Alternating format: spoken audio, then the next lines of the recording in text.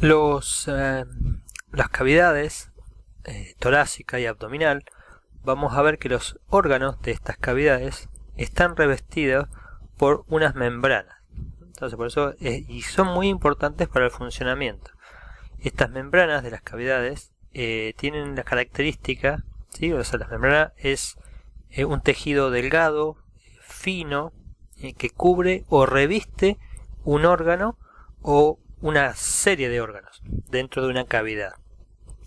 Las características que tienen las membranas de las cavidades torácica y abdominal es que son una doble membrana, y esa doble membrana se la llama serosa, ¿sí? Las membranas son membranas deslizantes o como lubricadas, que están, o sea, una membrana está sobre, como dice acá, la hoja parietal, que está sobre la pared, ¿sí?, de la cavidad, y otra es la hoja visceral, que está sobre el órgano, recubriendo a ese órgano o a esa víscera y adherido a él, ¿sí? Entonces hay una doble capa de membrana, o sea, es una doble membrana, y entre ambas hay un espacio, y ese espacio de las membranas está llenado o tiene dentro un líquido lubricante, que es un líquido ceroso, que lo que hace es disminuir el rozamiento, ¿sí? Permite que, es como el aceite en un auto, que permite que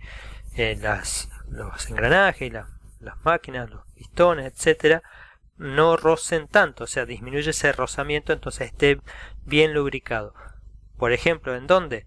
En pulmón, en corazón y en nuestros intestinos y estómago, porque ellos se mueven, ¿no? Cuando nosotros inhalamos, el corazón, los pulmones se inflan, entonces hay un deslizamiento del órgano dentro de la cavidad, y lo mismo pasa con el corazón, que está todo el tiempo latiendo, entonces el corazón se contrae y se dilata rítmicamente, y no tiene que haber rozamiento entre su pared o entre el órgano y las paredes que lo contienen. Y también pasa lo mismo con la parte abdominal. Por lo tanto, o sea, ya les he dicho entonces que existen tres cavidades, tres membranas, que es la pleura en los pulmones, el pericardio en el corazón y el peritoneo en la parte abdominal, en la cavidad abdominal. Entonces, ¿qué es lo que decimos con esto? Que estos órganos están revestidos por una doble membrana serosa. Acá vamos a ver el ejemplo para la pleura y el pericardio. Entonces, nosotros decíamos que existían las cavidades pleurales, derecha e izquierda. Entonces, fíjense que hay una pleura parietal, que hace referencia a la membrana serosa que recubre las paredes de la cavidad pleural, y la pleura visceral, que es la membrana que recubre el órgano en sí, en este caso el pulmón. Y fíjense que acá en violeta está representando un espacio, ese es el espacio que está rellenado con el líquido seroso de la cavidad pleural. En cuanto al corazón pasa lo mismo, en la cavidad pericárdica, que está delimitada por las dos membranas, por el pericardio parietal, que está unido, ¿sí?, a las paredes del espacio en ese mediastino, y el pericardio visceral, que es la capa de la membrana serosa de la membrana unida al órgano, y entre ambos queda el espacio pericárdico. Por ejemplo, ¿qué pasa? Cuando este espacio hay una hemorragia en el pericardio, en este espacio, ese espacio se llena de sangre, entonces el corazón no puede bombear o no bombea bien, porque ya primero que ese rozamiento aumentó, y por otro lado el líquido que está llenando este espacio pericárdico ofrece resistencia, por lo tanto disminuye la capacidad del corazón de contraerse y dilatarse. Y lo mismo pasa cuando hay líquido en la cavidad pleural. Espero alguna vez habrán escuchado hablar que por ahí, si hay un derrame o se pincha, ¿sí?, hay algún daño externo que pincha, no el pulmón, pero sí la cavidad pleural, esta se llena de aire, y ese aire lo que hace, empuja el pulmón de manera tal que se colapsa el pulmón y no puede volverse a estirar o a expandir cuando estamos respirando. ¿Por qué? Porque la presión que viene de afuera empuja en esta cavidad pleural, con lo cual se impide el funcionamiento del pulmón. Entonces ven que, tiene mucha importancia estas membranas y estos espacios que quedan, que están revestidos por las cavidades pleurales y pericárdicas. Y algo similar entonces pasa a la altura de la cavidad abdominal, en lo que es el peritoneo.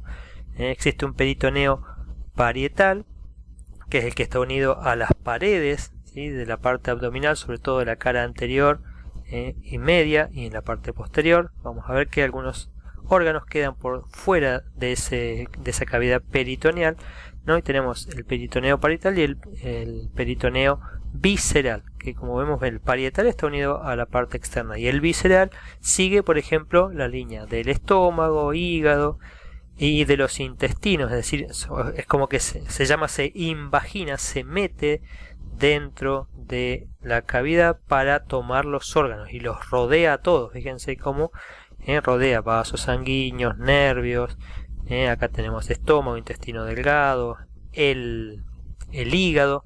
O sea, es como que tiene esas, como imagínense un globo inflado, que uno lo mete y ahí rodea todo un órgano, y de esa manera el peritoneo cubre y reviste todos los órganos, y además tiene ese líquido lubricante. Como decimos, el estómago durante el proceso de digestión también se contrae, se estira para favorecer la digestión y el avance del bolo alimenticio, lo mismo que pasa en el intestino delgado y en el intestino grueso.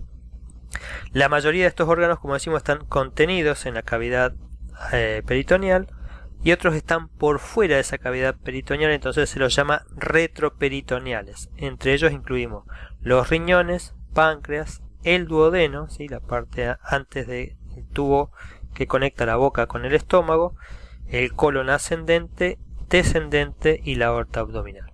Estos son órganos que, como vemos acá, en este caso, que quedan por fuera. Para describir los médicos cómo describen entonces los órganos que están contenidos dentro de la cavidad abdominal pelviana, ellos dividen esta cavidad en regiones y o cuadrantes, ¿sí?, de esta cavidad.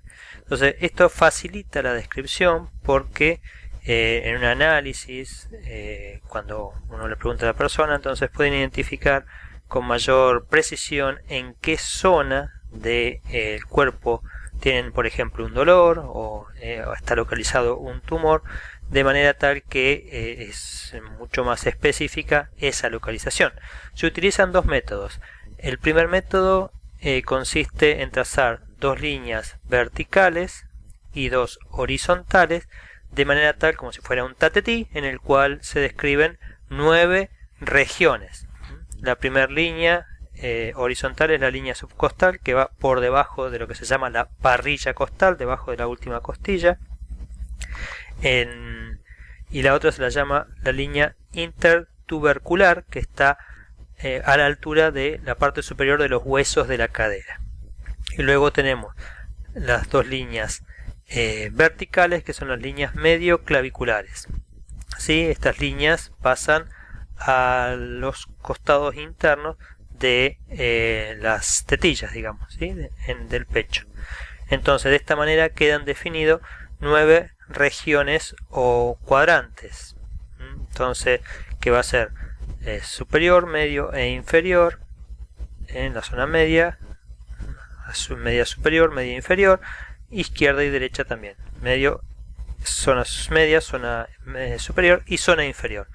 Entonces, de esta manera quedan distribuidos en la línea media, en el centro una región más grande que se la llama la región umbilical, y en la parte superior sería el epigastrio, y en la parte inferior el hipogastrio. ¿Sí? A veces hemos escuchado decir tiene un dolor en el hipogastrio, que es en la parte baja de la cavidad abdominal. Luego, por la zona derecha tenemos el hipocondrio derecho, el hipocondrio izquierdo, en esta parte superior del cuadrante, el flanco derecho, el flanco izquierdo, los costados, y después tenemos fosa ilíaca derecha, fosa ilíaca izquierda, ¿sí? Entonces son 9 regiones: hipocondrio derecho, epigastrio, hipocondrio izquierdo, flanco derecho, región umbilical, flanco izquierdo, fosa ilíaca derecha, hipogastrio, fosa ilíaca izquierda. El segundo método, que bueno, vamos a describir un poquito más en la otra diapositiva, consiste solamente en trazar dos líneas, una media vertical, ¿sí? Y una a la altura del ombligo, una umbilical. Ahora, fíjense que un poquito esto es para describir entonces los órganos que quedan contenidos dentro de cada una de estas regiones. Por ejemplo, en la zona superior, fíjense que queda contenido el hígado, por ejemplo, entre el hipocondrio derecho y el epigastrio. En el epigastrio podríamos encontrar el estómago, junto con, acá hay una parte del estómago, en el hipocondrio izquierdo, ¿sí? En la región umbilical encontramos fundamentalmente los intestinos. En el hipogastrio vamos a encontrar también intestino delgado, la vesícula urinaria, la uretra, etc. En los flancos derechos encontramos el colon ascendente, en el flanco izquierdo vamos a encontrar el colon descendente.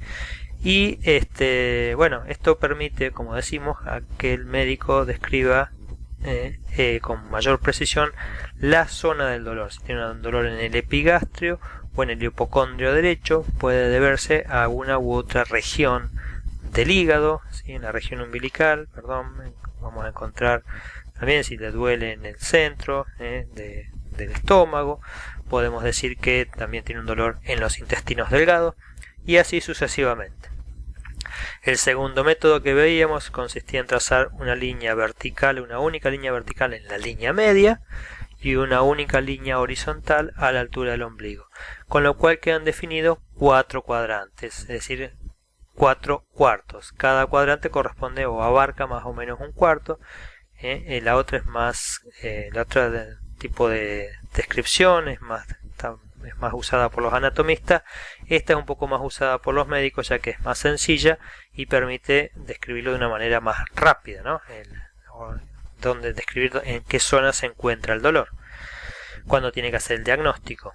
Tenemos el cuadrante superior derecho, entonces, de esta manera: cuadrante superior izquierdo, cuadrante inferior derecho, cuadrante inferior izquierdo, ¿sí? Entonces, de esta manera, estas son las formas de describir las regiones de la cavidad abdominopelviana cuando estamos haciendo un análisis físico, podríamos decir, de un paciente que viene por una consulta.